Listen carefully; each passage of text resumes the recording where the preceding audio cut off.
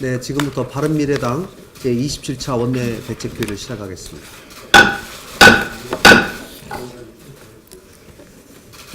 네. 제가 어제 기자간담회를 통해서 말씀드렸습니다마는 2월 초에 예정된 여야정 상설협의체 회의를 1월 중순으로 당겨서 새해에 국민들께 새로운 희망을 주는 상설협의체 또 통큰 협치를 실천할 것을 다시 한번 제안합니다. 여당은 여당대로 검찰개혁 관련 법안 또 국정원법 개정 등 각종 개혁 법안이 시급하다고 하고 있습니다. 야당은 야당대로 또 주장하고 있는 사안들이 많습니다. 또 그것이 아니더라도 그동안 여야가 풀지 못한 각종 현안들이 산적하고 이를 조속히 해결해 내라는 국민들의 요구가 적지 않습니다. 선거 개혁을 포함해서 각 당들의 큰 의제들을 다 테이블에 올려놓고 열린 자세로 허심탄회하게 협의에 임해서 통큰 합의를 이뤄내야 합니다. 민주당은 국정 운영의 주체로서 개혁의 의지가 진정으로 있다면 책임 있는 모습으로 통큰 양보를 통해서 협치를 결실 맺어야 합니다. 한국당도 자신의 주장만 외칠 것이 아니라 이를 풀어나가기 위한 소당적인 협치의 자세를 보일 필요가 있습니다. 여야정 상설협의체의 조기 개최를 통해서 2019년의 시작과 함께 큰 틀의 통큰 합의를 이뤄내는 협치의 모습을 국민들에게 보여주어야 합니다. 대통령과 여야 각 당의 조속한 응답을 촉구합니다. 채용부문 다시 하겠습니다. 공공부문 채용비리 의혹과 관련한 국정조사 특위의 전체 회의가 계속 열리지 못하고 있습니다. 이에 따라서 당초 여야 간 합의됐던 국정조사 계획서가 처리되지 못하고 있습니다. 민주당 소속 특위위원장이 채용비리 국조를 사립유치원법 통과와 연계시키면서 차일피일 미루고 있기 때문입니다. 국조계획서는 원내대표 합의에 기초한 것이며 여야정 협의체의 합의 내용이기도 합니다. 사립유치원법과 연계시킬 일이 도저히 아닙니다. 또 채용비리 근절은 문재인 정부의 공약이며 핵심 정책입니다. 최근 문재인 대통령은 반부패 정책 협의회를 통해서 채용비리를 생활적폐로 선정하고 부패 청산의 일환으로까지 강조하기도 했습니다. 그런데 민주당이 국조특위의 회의조차 열지 않는 것은 채용비리의 적폐를 보존하기 위한 변명으로 보일 수밖에 없습니다. 여야 합의 정신을 어기고 원내대표의 권한과 약속을 허무는 일입니다. 국조특위는 조속히 전체 회의를 개최하고 국조계획서를 확정해야 합니다. 고용세습과 채용비리에 대한 성역 없는 조사는 국민의 요구이며 국회가 해야 할 당연한 의무라는 점을 민주당은 명심하기 바랍니다.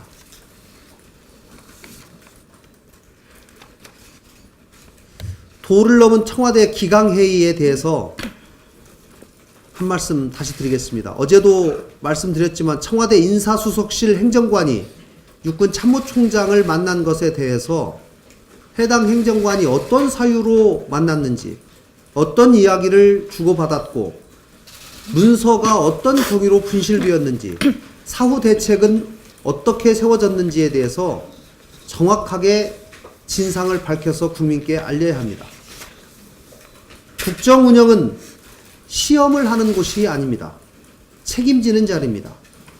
청와대 행정관 자리가 그런 업무 미숙련자가 개인 서류이든 공식 서류이든 서류까지 밖으로 들고 나가서 서류 가방을 분실할 정도로 무책임하고 개념 없는 자리가 아닙니다. 청와대 비서진의 기강회의가 도를 넘어도 너무나 넘어섰습니다.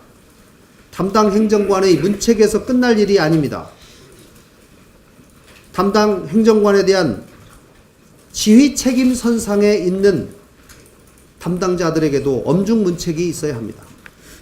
무엇보다도 무너진 청와대 내부 감찰 기능을 회복하기 위해서 청와대 특별감찰반은 청와대의 내부 감찰 기능에 집중해야 합니다.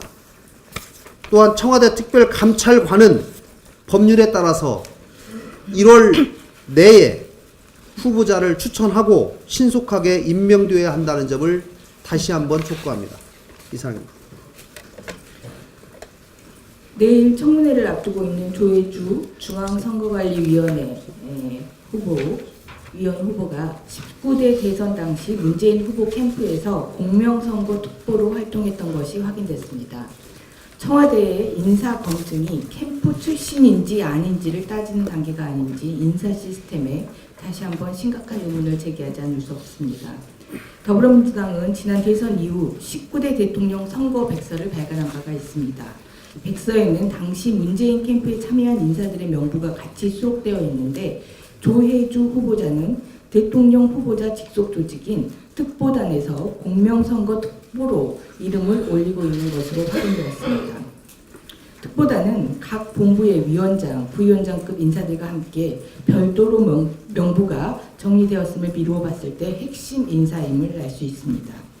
조혜주 후보자는 대통령이 임명하는 몫으로 추천되었습니다. 후보자는 선거관리위원회 관례상 상임위원에 맡게 될 예정인데 상임위원은 선거관리위원장을 보좌하고 소속 사무처 사무를 감독하는 등 선거관리위원회에 막대한 영향력을 가지는 요직입니다. 하지만 헌법기관으로서 선거와 국민투표의 공정한 관리가 이루어져야 하는 선거관리위원회의 특성상 가장 중요시되는 가치가 공정성과 정치적 중립성임에도 불구하고 캠프 출신의 인사를 추천한다는 것은 그야말로 막장입니다. 헌법에서 위원은 정당에 가입하거나 정치에 관여할 수 없도록 하고 있으며 선거관리위원회법에서도 위원이 정당에 가입하거나 정치에 관여할 때는 해임의 사유가 된다고 정하고 있을 정도로 위원의 정치적 중립성은 필수 요소입니다. 그런데 특정 후보자의 캠프에서 특보단으로 이름을 올린 후보자가 과연 선거관리위원회 상임위원으로서 앞으로 있을 총선에서 공정한 임무 수행을 할 수 있을지 의문입니다. 청문회 과정에서 그 자격 여부를 면밀히 살펴보도록 하겠습니다.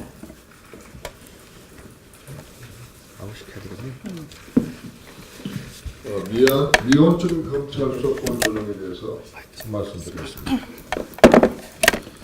지난해 1월 청와대가 문재인 정부의 권력기관 개혁 방안을 발표했고 조국 민정수석은 민주화 시대에 열린 이후에도 권력기관은 각 기관의 조직과 권력의 편의에 따라 국민의 반대편에 서왔다며 검찰과 경찰, 국가정보원의 개혁 방안을 제시했습니다.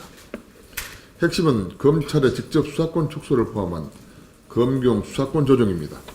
그러나 정부의 사법농단 사태 처리와 국회 사법개혁특별위원회 구성이 늦어지면서 1년째 미온적입니다. 최근에 다시 논의를 시작하고 있는 상황입니다. 국회 사법개혁특위의 수사권 조정의 논의 지연은 자유한국당의 소위원회 구성 비협조와 검찰의 미온적 태도, 법무부 장관의 개혁적 의지 부족, 리더십 부재 등으로 꼽을 수 있습니다. 검찰은 여러 구실을 대며 수사권 조정에 미온적인 태도로 일관하고 있습니다. 검찰은 경찰 수사 시 인권 침해가 많이 발생하므로 인권보호기관인 검찰의 사법적 통제가 필요하며 부패 범죄나 경제 범죄 등 중요 범죄는 경찰이 제대로 할 수 없다며 소극적인 태도를 보이고 있습니다. 자치경찰제 도입은 필요하지만 반드시 선행돼야 할 제도는 아니고 수사권 조정 이후에 실시해도 별다른 문제가 없다고 생각합니다. 수사는 압수수색과 체포 구속을 필요로 하므로 항상 인권 침해가 우려가 있습니다. 경찰은 수사의 97%를 담당하고 초동수사를 하므로 인권 침해의 빈도가 높을지는 모르지만 수사 사건 수 대비 비율은 검찰과 비슷하다는 통계가 있습니다. 즉 2005년에서 2014년에 검찰 수사를 받던 중 자살한 사람만 해도 108명이고 국가인권위가 2016년 검찰의 자살방지 대책을 마련하고 촉구하기도 했습니다. 현재 검찰 과거사위원회가 조사하는 사건에서도 검찰의 부실수사 인권 침해가 여실히 드러나고 있습니다. 따라서 검찰이 경찰보다 인권 보호 측면에서 결코 낫다고 볼 수는 없습니다. 물론 경찰 수사 시 발생할 수 있는 인권 침해 예방과 통제를 위한 제도는 반드시 마련해야 하나 수사권 조정의 미온적인 일은 이유가 될 수가 없습니다. 따라서 세계적으로 유례없는 검찰의 수사와 기소권 독점으로 검찰권 남용의 피해를 방지하기 위해서 수사와 기소권을 분리하는 법 개정을 통해서 검경 간의 견제와 균형이 반드시 필요합니다. 이에 반하는 검찰의 직접 수사는 가능한 한 지양하고 검경 간 상호 견제와 함께 협력 관계에 기초한 민주적이고 효율적인 수사 구조를 재정립하도록 하는 형사성법 개정안이 시급합니다. 2017년 9월 본 의원이 개정안을 대표 발의하였으나 현재까지 법사위에서 논의조차 안 되고 있는 실정입니다.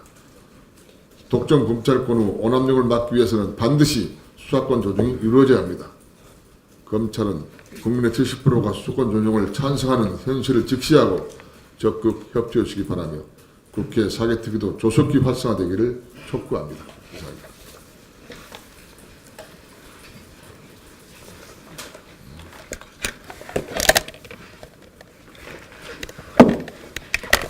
예, 보건복지감사를 맡고 있는 최도자 의원입니다. 내일 복지위는 강북 삼성병원 의사 사망 관련 현안 보고가 기획되어 있습니다. 이와 관련해서 한 말씀 드리겠습니다. 정신질환자들에게 편견을 갖지 말라던 고 임세훈 교수님 사건을 계기로 의사에게 안전한 진료 환경을 보장하는 일명 임세훈법에 대한 필요성이 우리 사회에 제기되었습니다. 복지부도 진로 실내 대피 통로 마련, 비상벨 설치, 보안요원 배치 등 진로 현장의 안전 실태를 파악하고 개선 방안을 마련하겠다고 나섰습니다. 그러나 이러한 복지부 대응은 뒷북 대응이라고 평가할 수밖에 없습니다. 응급실 내 의사폭행 사건을 여러 번 경험하고 의료진과 환자 보호를 위한 임세훈법들을 이미 저를 비롯한 여러 의원들이 발의한 바 있습니다. 그러나 법안 심사 과정에서 복지부 반대로 법안이 무기한 계류되고 있습니다. 응급실에 청원경찰을 배치해서 폭력 사태를 직접 제지하도록 하는 응급의료법 개정안이 여러 건 발의됐으며 특히 제가 발의한 의료법 개정안은 응급실뿐만 아니라 의료기관 내 전 지역을 담당하는 청원경찰과 안전전담요원을 배치하자는 내용입니다. 복지부는 정부 차원에서 개정안의 취지를 담은 방안은 마련하겠지만 병원의 비용 부담을 이유로 법제화를 반대해왔습니다. 병원의 비용 부담은 적정한 규모의 병원에 한해서 우선 의무화하거나 정부의 재정적 지원을 고려하면 될 일이지 그것이 안전전담 인력 배치의 법제화를 반대할 이유는 못 됩니다. 해당 개정안 통과는 하루가 시급합니다. 안전한 진로 환경 만들어서 이런 참사는 다시는 없어야 합니다. 조만간 해당 법안들이 다시 법안소위에 상정될 것이라 기대됩니다. 복지부는 도와주지는 못할 망정 반대는 하지 마시길 당부드립니다. 이상입니다. 다음 하태경 부장님 바라보겠습니다. 두 가지 말씀을 드리겠습니다. 먼저 경찰은 워마드를 범죄단체로 지정을 하고 운영자 강 씨를 공개 수배해야 합니다. 강릉 펜션 가스 사고 희생자를 조롱한 워마드가 경찰의 압수수색 영장의 협조를 거부하고 있습니다. 이것은 워마드와 쌍둥이 단체라고 인식되고 있는 일베까지도 하지 않던 공권력에 대한 도전입니다. 적어도 일베는 경찰의 압수수색 영장에 대해서는 그동안 협조를 해왔습니다. 아울러서 이러한 워마드의 공권력에 대한 도전은 워마드가 유저 개인의 일탈 행위가 아니라 워마드 자체가 범죄 단체란 걸 의미합니다. 워마드가 그동안 자행했던 범죄를 제가 정리하고 분류를 해봤는데요. 오늘 보도가 준비 안 되어 있습니다만 이거 나중에 제 페이스북에 공개하겠습니다. 살인 예비 음모죄, 사자 명예훼손, 음란물 유포, 아동 성추행, 국기모독. 국기모독 내용은 태극기하고 우길기를 합성했던 그런 만행을 이야기합니다. 테러 위협, 혐오 및 소수자 증오 등 온갖 반사회적이고 반민주적이고 반국가적인 범죄가 총망라되어 있습니다. 또 게시물 대부분이 범죄를 모의하거나 실행하는 그런 내용입니다. 때문에 경찰은 워마드 자체를 형법상의 범죄단체로 조속히 지정을 해야 됩니다. 그리고 해외 도피 중에 있는 그래서 우리 경찰에 전혀 협조를 하지 않고 있는 운영자 강 씨의 신원을 공개하고 공개 수배해야 합니다. 그리고 인터폴과 협력해서 이 관련자들이 법적 심판을 받을 수 있도록 해야 합니다. 지만원 씨에 대해서 한 말씀 드리겠습니다. 한국당은 5.18 북한 특수부대 개입을 주장하는 지만원 씨에 대해서 분명하게 입장을 밝혀야 됩니다. 지만원 씨는 그 노벨상을 주어야 될 정도로 굉장히 창의적인 사람입니다. 일종의 그 얼굴 인식 기법이란 걸 써가지고 당시 광주에 내려왔던 북한군 특수부대가 누군지 최초로 밝힌 사람인데요. 문제는 그 밝힌 사람들이 거의 모두 다 황당무계하다는 것입니다. 당시에 10대였던 초등학생이었던 탈북자들까지도 특수부대였다고 정말 그 우스운 주장을 하고 있습니다. 제가 아는 탈북자들 강철환, 장진성, 박상학, 북한 인권운동을 하시는 분들인데 이분들은 80년 당시에 10대 초반이었습니다. 근데 지만원 씨는 이분들이 광주에 특수부대로 잠입했다고 주장을 했습니다. 이뿐만이 아닙니다. 탈북자들, 한국에 내려와 있는 탈북자들 수십 명을 광주 특수부대에 잠입했다고 해서 탈북자들이 집단적으로 지만원 씨에 대해서 명예훼손을 걸어놓고 있고 탈북자 공적 1호가 바로 이 지만원 씨입니다. 이런 황당무계한 주장을 하는 지만원 씨에 대해서 아직까지도 5.18 진상조사위원으로서 가능성을 열어놓고 있는 한국당은 도대체 어떤 생각을 하고 있는지 궁금합니다. 그래서 한국당은 5.18 광주항쟁에 대해서 북한군 특수부대 개입 여부에 대한 입장을 조속히 밝히고 지만원 씨에 대해서도 입장을 밝혀야 합니다. 그래서 그것과 별도로 지만원 씨 제발 좀 황당무계한 얘기 그만하시고 탈북자들한테 무릎 꿇고 사죄하시기 바랍니다. 네, 김삼아 의원입니다. 어제 정부의 최저임금 결정구조 개편안이 발표됐습니다. 전문가로 구성된 구간설정위원회에서 최저임금 상하한폭을 설정을 하면 노사를 비롯한 소상공인, 청년 대표 등이 참여한 결정위원회에서 최종 결정하는 이원화 방식입니다. 이것은 본 의원이 2016년 11월 4일에 대표 발의한 최저임금법 일부 개정 법률안을 기본 모델로 한 것입니다. 그것을 최저임금 제도 개선 전문가 TF에서 채택을 했고 정부가 이를 받아들인 것입니다.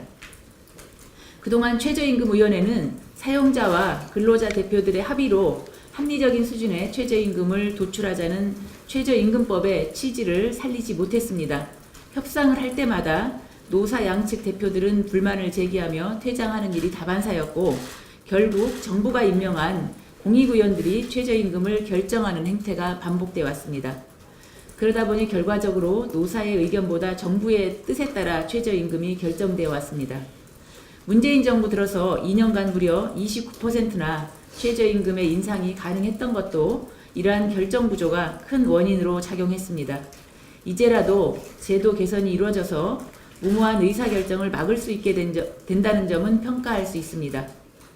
지금 급격한 최저임금 인상은 경제 주체 모두에게 고통을 주고 있습니다. 인건비 부담으로 자영업자들은 무인 자동화나 인력 감소, 아르바이트 쪼개기로 대응하고 있어서 청년들은 극심한 아르바이트 구직난을 겪고 있습니다. 서울시가 구청 겨울방학 아르바이트생 453명을 모집하는데 무려 16,229명이나 몰렸다고 합니다. 35.8대 1의 경쟁률입니다. 지난 8월 14대 1에 비해서 2배 이상 치솟은 것입니다. 대표적인 아르바이트인 편의점 일자리도 구하기가 힘들어졌습니다. 2016년에 모집 공고 때는 3, 4일 동안에 2~3명이 지원했는데 이제는 하루에만 15명이 몰린다는 언론 기사도 있습니다. 그렇다고 업장에 남게 된 아르바이트생들의 급여나 근무 환경이 개선된 것도 아닙니다. 근무 시간이 줄어서 오히려 급여는 줄어들었고 이전에 2명이 하던 일을 이제는 혼자 하게 돼서 더 힘들어졌습니다. 또한 최저임금 인상으로 물가가 올라서 국민들의 가처분 소득은 더욱 줄어들었습니다. 통계청이 지난달 발표한 12월 소비자 물가 동향을 보면 최저임금 인상 여파가 큰 외식 물가가 3.1%나 급증하는 등 서비스 물가가 1.4% 올랐습니다. 주유수당을 포함한 체감 최저임금은 이미 시간당 1만 원을 넘어선 상황에서 제가 입법 발의하고도 2년 이상 지나서 한참이나 늦은 최저임금 결정구조 개편안을 두고 대단한 해결책인 양 홍보하는 것은 후안무치한 행태입니다. 청와대와 정부 여당은 지금이라도 바른미래당이 제안한 최저임금 결정구조 개편뿐만 아니라 그동안 바른미래당이 여러 번 제안한 바대로 올해 최저임금 도입을 하반기로 미루고 내년도 최저임금 동결을 선언하는 결자해지 정치적 결단을 내릴 것을 촉구합니다. 이상입니다. 예, 추가로 최저임금위원회 개편 방안에 대해서 말씀드리겠습니다. 무엇보다도 가장 중요한 부분은 중립적인 전문가들로 위원회를 구성해야 된다는 것입니다. 기존의 공익위원을 선임했던 방식으로만 한다면 결국 형태만 달라질 뿐 기존의 재판이 될 수밖에 없습니다. 따라서 이번 개편안은 위원들의 객관성을 담보하는 것이 가장 중요한 일입니다. 이에 대해서 바른미래당은 정부가 최저임금 체계 개편안 추진하면서 위원회의 중립적인 인사로 구성할 수 있도록 하는 방안에 대해서 계속적으로 의견을 제시하도록 하겠습니다. 어제 전두환 대통령에 대한 기사들이 많이 나왔는데요. 좀 말씀을 드리겠습니다. 전두환 전 대통령이 어제 예고된 형사재판에 끝내 출석하지 않았습니다. 5.18 민주화운동과 관련하여 진심으로 사과를 해도 모자랄 마당에 본인의 회고록에서 망언과 다름없는 기록을 하여 기소까지 되었는데 갖가지 핑계로 재판을 회피하였습니다. 더구나 최근에는 전 대통령의 부인인 이순자 여사께서 전두환은 민주화의 아버지라는 말을 남겨 국민들의 분노를 넘어 허탈한 웃음까지 준 망언 중에 최악의 망언이 있었습니다. 재판부는 전 대통령에 대한 구인 영장을 발부했습니다. 더 이상의 관용을 베풀 필요는 없습니다. 전 대통령을 강제 구인해서라도 재판이 신속하게 진행되도록 해야 할 것입니다. 엄격한 법의 원칙으로 국민 눈높이에 맞는 합당한 조치가 취해져야 합니다. 그에 앞서 전 대통령은 스스로 성실히 재판에 임해야 할 것입니다. 그래서 5.18 희생자들에게 사과하고 그들의 명예를 훼손한 본인의 회고록에 대한 응분의 책임을 져야 할 것입니다. 앞서 하태경 의원님이 말씀하셨는데 우리 광주 5.18 민주화운동 진상규명위원회에 대해서 좀 말씀드리겠습니다. 이 법이 2018년 9월 14일 특별법이 시행됨에 따라 진상규명조사위원회를 구성하도록 하고 위원회는 구성된 날로부터 2년간의 진상규명 활동을 할 수 있습니다. 하지만 자유한국당이 차일피일 위원을 선정하고 추천하는 것을 미루고 있기 때문에 현재 위원회가 무력화되고 있습니다. 한국당은 조속히 위원회 선정을 추천을 완료해 주시기 바라고 미룬다고 해서 끝날 일이 아닙니다. 어차피 위원회가 구성된 날로부터 2년간 활동을 하기 때문에 미룰 수 있는 일이 아닙니다. 더 이상 미루지 말고 한국당은 조속하게 위원을 추천하시기 바랍니다. 이상입니다.